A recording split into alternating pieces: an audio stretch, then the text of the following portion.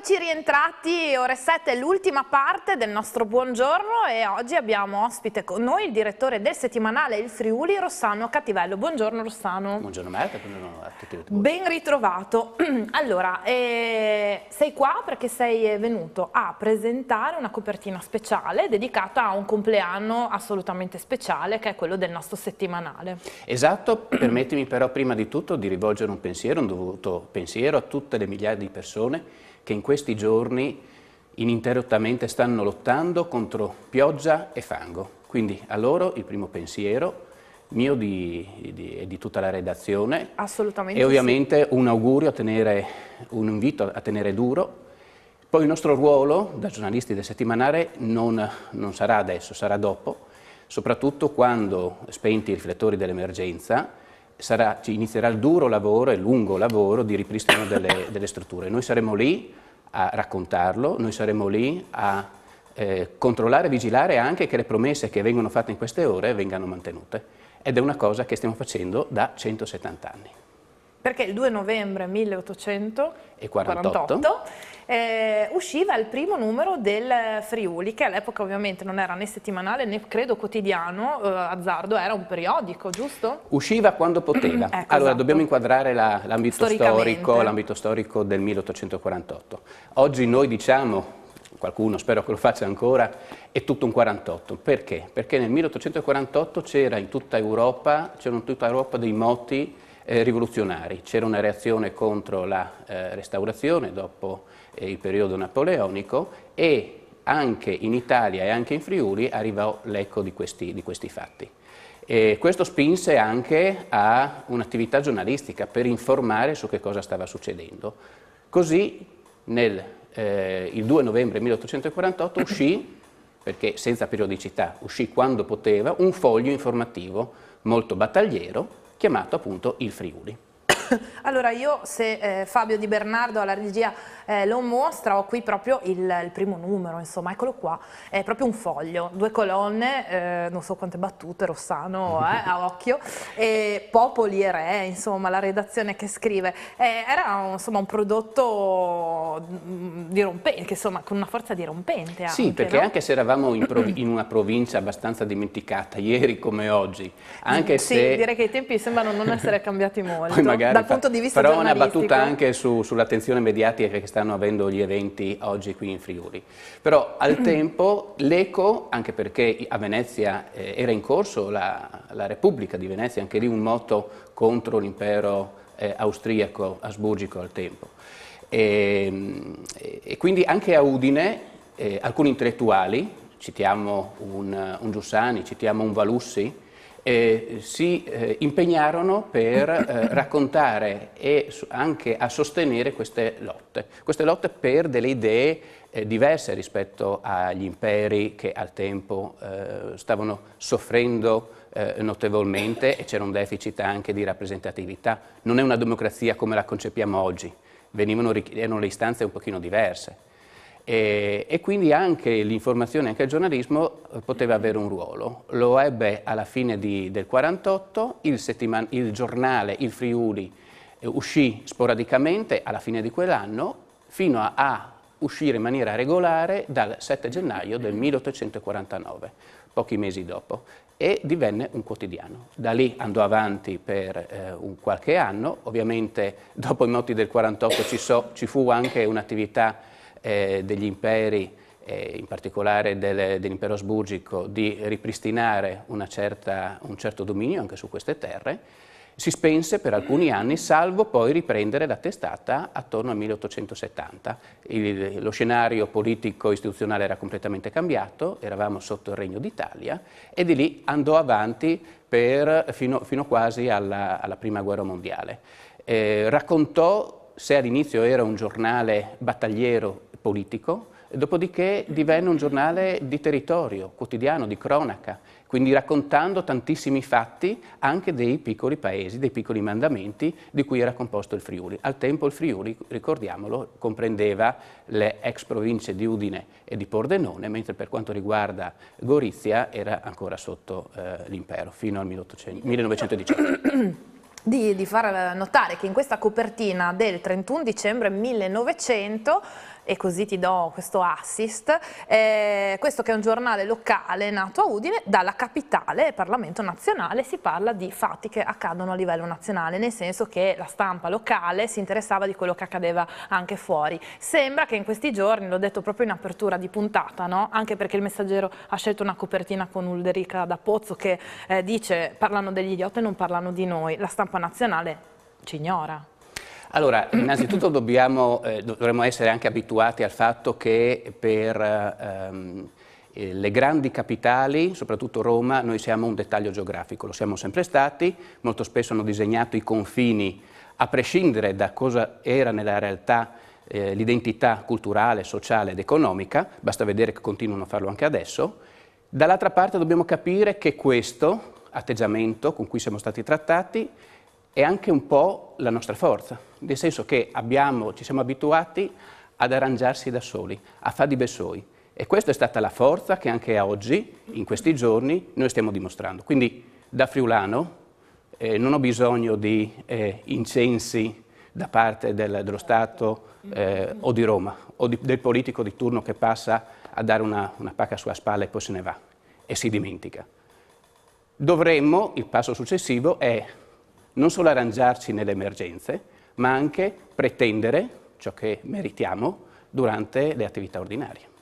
All'interno del settimanale di oggi ci sono 2 pagine dedicate a questo importante anniversario 1848-2018 con appunto proprio un tuo scritto in cui racconti la storia, e poi c'è anche appunto l'intervento dello storico, in questo caso Andrea Zannini, professore di storia moderna e direttore del Dipartimento di Studi Umanistici e del Patrimonio Culturale dell'Università del Friuli, che descrive qual era la situazione di partenza e insomma fa un'analisi anche dal punto di vista storico proprio della nostra regione, che insomma è alle prese col Risorgimento. Un Risorgimento che è sempre stato dibattuto se era un movimento di elite, solamente di pochi intellettuali e anche di mosse dell'esercito, oppure era partecipato anche dalle masse popolari.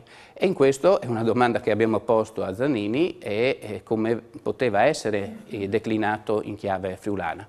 E lui dà una risposta abbastanza articolata, dice che c'era sì un movimento anche di popolo sull'onda di questi moti del 48 e quelli successivi di Risorgimento, solo che molto spesso erano delle spontaneità che non erano così ideologizzate come potevano essere le elite, gli intellettuali alla Mazzini dicendo, ma semplicemente volevano un miglioramento della loro vita, volevano dei diritti che venivano loro negati, dalla proprietà piuttosto che alla libera espressione. Quindi c'era un motto sì, una richiesta delle istanze sì, ma non così ben inquadrate e strutturate come magari la storia e una certa retorica degli anni successivi, soprattutto del Novecento, ha invece descritto.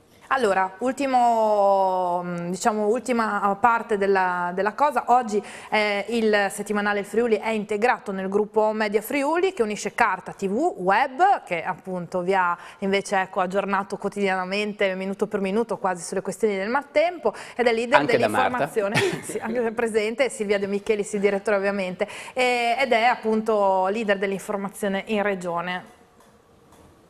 Che voglio dire, andiamo avanti con inchieste eccetera, lo trovate in edicola ogni venerdì, io ve lo presento sempre, poi abbiamo un'edicola Friuli in cui vi presentiamo queste inchieste, insomma facciamo parte di un e gruppo. Oggi sarete a Spilimbergo tra Oggi siamo a Spilimbergo, esatto. Senti Rossano, rimani con noi che ci colleghiamo con Paola Trepp invece per fare il primo punto del giorno aggiornato dalle zone colpite dal maltempo. Buongiorno Paola.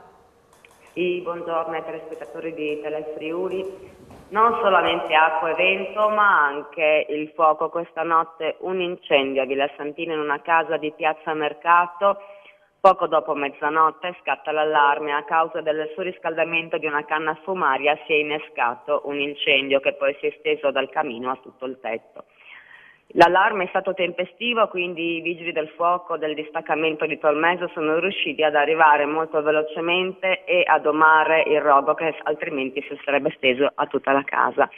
Salva quindi l'unica abitante di questa dimora, una donna di 71 anni che è stata portata in salvo, non è rimasta ferita né intossicata, quindi continua, insomma, questo che io chiamo un piccolo miracolo. Durante questi giorni di maltempo nessuno è rimasto ferito anche in questa notte, quindi con questo incendio non ci sono stati bilanci per quanto riguarda persone con lesioni sul posto. Per l'incendio anche i carabinieri di Comeglians e di Villa Santina. Il rogo è stato naturalmente domato nell'arco di un'ora e mezza. Nella notte ci sono state forti precipitazioni anche sulla città di Udine, quindi di conseguenza i pompieri sono dovuti intervenire non solamente in montagna ma anche dal comando di Udine e da Udine per allagamenti in diverse abitazioni e scantinati. Ci spostiamo poi a Sappada, dove la stazione del soccorso alpino di Sappada ha riparato il tetto del rifugio Calvi.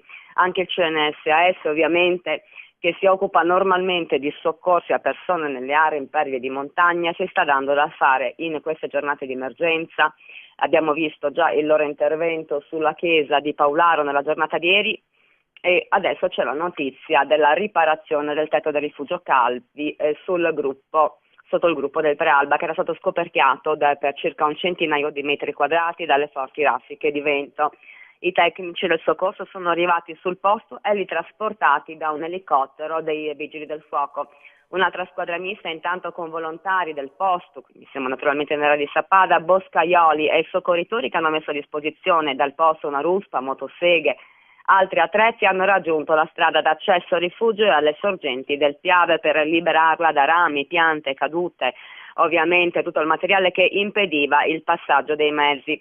Dopo aver terminato le operazioni, questo secondo gruppo ha raggiunto i tecnici che avevano messo in sicurezza il tetto del rifugio con un mezzo fuoristrada, catene montate per la neve e tutti quanti sono rientrati a valle.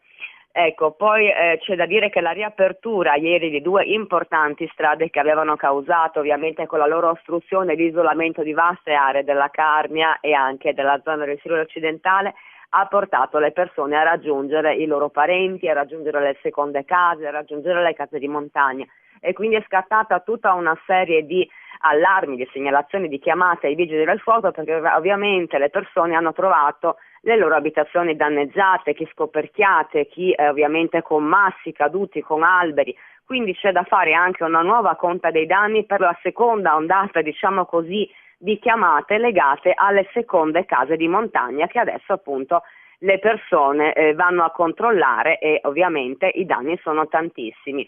Per adesso è tutto, ti devo interrompere perché linea. Siamo arrivati alla fine della puntata, naturalmente tutti gli aggiornamenti dopo nell'edizione del telegiornale delle 12:30 sul nostro sito www.ilfriuli.it. Abbiamo ricordato le popolazioni colpite, c'è una macchina di volontari come ci diceva Paola e come sa bene anche Rossano che lavorano e anche a loro ovviamente un plauso direi, no? Di nuovo un bocca al lupo, tenete duro assolutamente. Nell'editoriale del settimanale in edicola da oggi ho cercato di guardare anche oltre, ovvero spenti i riflettori, come ho detto prima, la montagna e anche la pedemontana e queste altre zone terre alte, definiamole, meritano un piano strategico di lungo periodo per garantire non degli investimenti a pioggia o solo di ripristino, ma per guardare avanti e per pensare a un nuovo modello sostenibile sotto l'aspetto ambientale, ma soprattutto sociale ed economico, in maniera che queste terre possano godere, come nel resto dell'arco alpino, un benessere diffuso e una difesa del territorio, come oggi stiamo capendo che non è stato fatto. Grazie a Rossano Cattivello, grazie a tutti per essere stati con noi. Io vi ricordo l'appuntamento di questa sera con Lo Sapevo, il quiz e in gara Mozzana del Turgnano e Pozzuolo del Friuli. Rossano ne sa qualcosa. Buona giornata a tutti, buon fine settimana, ore 7 torna lunedì.